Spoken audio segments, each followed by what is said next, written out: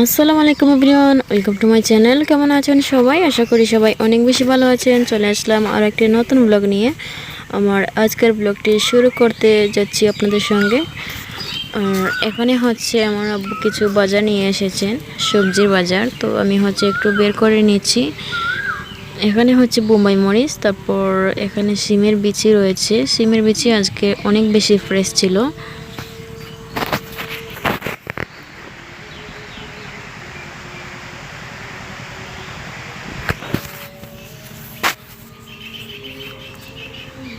তো মরিচগুলো হচ্ছে আমি একটা স্ট্রেনের মধ্যে রেখে দিচ্ছি। আর এদিক দিয়ে বিচি দেখতে পাচ্ছেন, খুবই ফ্রেশ ছিল, মনে হচ্ছে এখনই গাছ থেকে কেউ দিয়েছে। তো এরকম বিচি ছিল আজকে। আর এই তো এখানে ধনেপাতা, তারপর কাঁচামরিচ, আর হচ্ছে এখানে শসা রয়েছে। আর এদিকে হচ্ছে ডাটাও নিয়ে এসেছেন। তো ডাটা হচ্ছে আজ আর রান্না করব না, যখন রান্না করব তখনই শেয়ার করব। এদিকে হচ্ছে মিষ্টি কুমড়োর ফুল, তারপর মিষ্টি কুমড়োর আগা পাতা, তারপর মিষ্টি কুমড়ো ছোটো মোটো দেখতে পাচ্ছেন। তো ওগুলো হচ্ছে আমার এক আঙ্কেল এনে দিয়েছেন, আর এগুলো মানে কিনে আনা হয়েছে এগুলো। তো এখানে হচ্ছে আমি মিষ্টি কুমড়োর ফুল আলাদা করে নিয়েছি। মিষ্টি কুমড়োর ফুল দিয়ে অনেক মজা করে একটা ভাজি রান্না করব, আর সেটাই আমি আপনাদের সঙ্গে শেয়ার করব। তো আমি হচ্ছে জাস্ট ফুলগুলো নিয়ে নিচ্ছি। আর এখন মানে মিষ্টি কুমড়ার ফুল খুবই অ্যাভেলেবল, চাইলে আপনারাও কিন্তু এইভাবে আমার মতো করে রেসিপিটা ট্রাই করে দেখতে পারবেন। মানে অল্প উপকরণে খুবই মজার একটা রেসিপি। তো এখন হচ্ছে আমি এই মিষ্টি কুমড়ার ফুলগুলো বেছে নিচ্ছি। আর অনেক সময় দেখা যায় এই ফুলের মধ্যে অনেক পোকামাকড় থাকে, তো সেজন্য আমাকে ভালো করে বেছে নিতে হবে। তো এইভাবে করে আমি ফুলগুলোকে দেখতে পাচ্ছেন হাত দিয়ে কিন্তু একটু ছিঁড়ে মানে টুকরো করে নিচ্ছি। তো সবগুলো ফুল হচ্ছে আমি একইভাবে এভাবে টুকরো টুকরো করে নেব।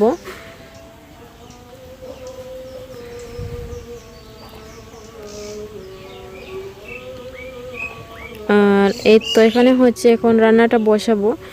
তো আমি হচ্ছে প্রথমে বিচি রান্না করব, যেহেতু ফ্রেশ বিচি পেয়েছি, যে একটু বিচি রান্না করি। তো মাছ দিয়ে ফ্রেশ বিচি রান্না করব। আর এই তো আমি হাঁড়ি নিয়েছি, দিয়ে দিয়েছি আমি এখানে পরিমাণ মতো তেল। এখন আমি দিয়ে দিলাম রসুন কুচি, দিয়ে দিয়েছি পেঁয়াজ,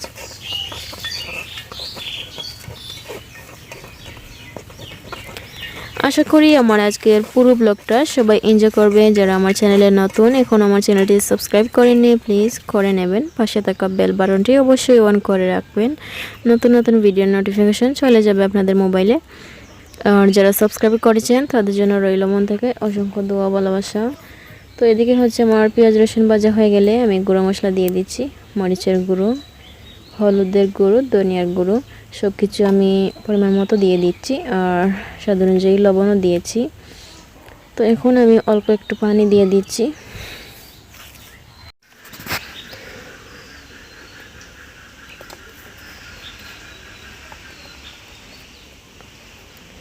মশলাটাকে কষিয়ে আমি হচ্ছে এখন মাছ দিয়ে দিচ্ছি।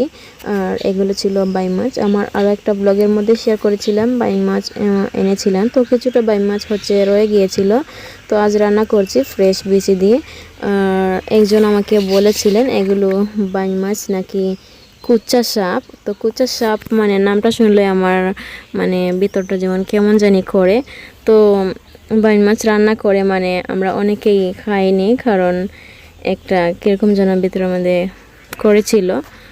তো আজ রান্না করছি। আর এই মাছটা কিন্তু আমার আব্বু খুবই পছন্দ করেন, সেজন্য মানে অনেক পছন্দ করে এনেছেন এই মাছগুলো। দেখে যেমন ভালো লাগছিল, আর খেতে কিন্তু আব্বুর কাছে অনেক বেশি ভালো লেগেছে, সেজন্য আজও রান্না করে দিচ্ছি।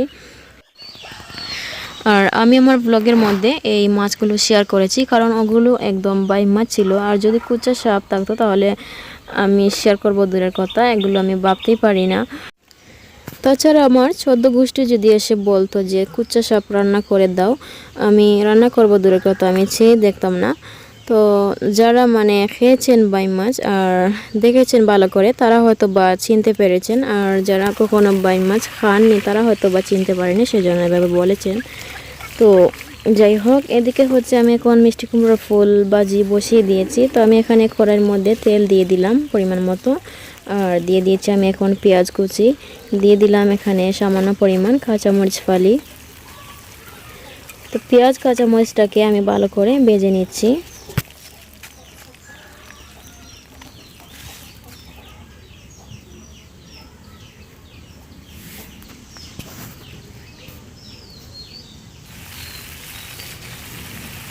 দিয়ে দিচ্ছি এখন সামান্য পরিমাণ গুঁড়া মশলা, হাফ চা চামচ দিয়েছি মরিচের গুঁড়ো, হাফ চা চামচ হলুদের গুঁড়ো, আর হাফ চা চামচ ধনিয়ার গুঁড়ো দিয়েছি। চাইলে কিন্তু একটু জিরা গুঁড়ো দিতে পারবেন, আমি আর দেইনি। এখানে স্বাদ অনুযায়ী লবণ দিয়ে দিলাম। এখন আমি মশলাটাকে কষিয়ে মিষ্টি কুমড়োর ফুল দিয়ে দিচ্ছি। আর এখানে ফুলটা কিন্তু সিদ্ধ হওয়ার পর দেখতেই পাবেন কতখানি হয়ে যাবে, একটুখানি হয়ে যাবে।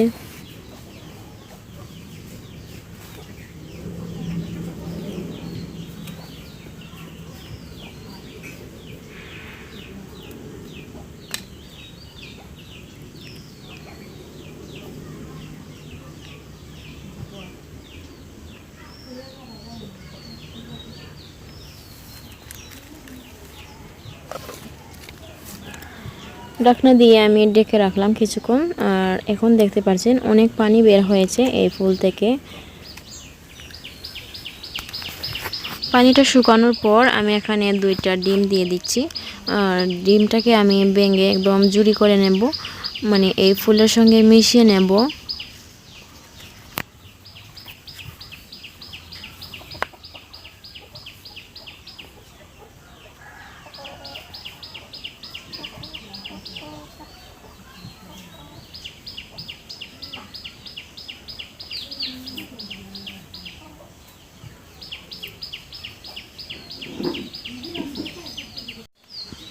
সব শেষে একটু ধনেপাতা ছিটিয়ে আমি এখন নামিয়ে নেব। আমার মিষ্টি কুমড়ো ফুলের ভাজি করা হয়ে গেছে, দেখতে পাচ্ছেন। এটা কিন্তু অনেক বেশি মজা হয়, আর গরম গরম ভাতের সঙ্গে সার্ভ করলে কিন্তু আরও বেশি মজা হবে।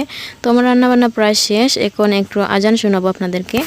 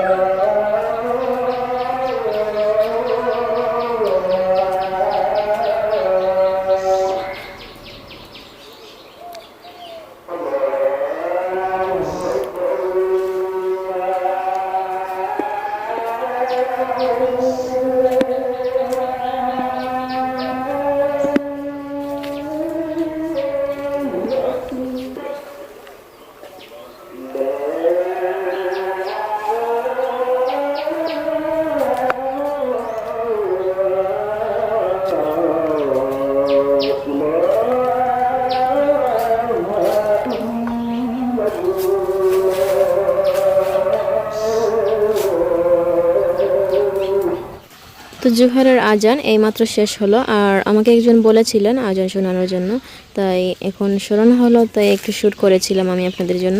তো এদিকে হচ্ছে খাবার দাবার খাবো, আর এখানে আমার আব্বু অনেক বড় বড় শসা নিয়ে এসেছেন।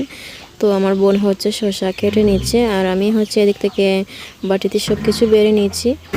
আর আব্বু নামাজ পড়ে এসেছেন, একসাথে সবাই মিলে খাওয়া দাওয়া করবো দুপুরের।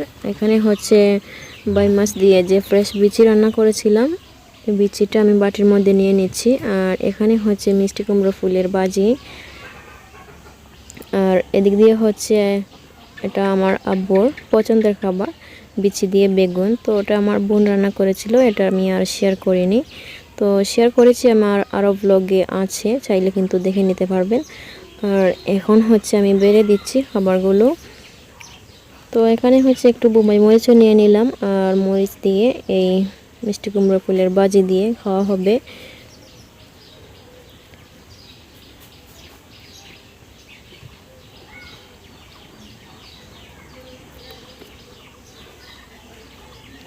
তো সবাইকে দিয়ে এখন আমি আমার খাবারটা নিয়ে নিলাম, আর সঙ্গে একটা মরিচও নিয়েছি, দেখতে পাচ্ছেন, কিন্তু ওটা দেখে আমার কিন্তু ভয় করছিল। তো অনেক বেশি লাল আর জাল আছে এই মরিচটার মধ্যে, তো আমি খুব বেশি একটা জাল খাবো না, অল্প একটু খেয়ে দেখব। তো আলহামদুলিল্লাহ এই ভাজিটা কিন্তু অনেক বেশি টেস্টি হয়েছিল। আশা করি আপনারাও কিন্তু ট্রাই করে দেখতে পারেন যদি ভালো লাগে।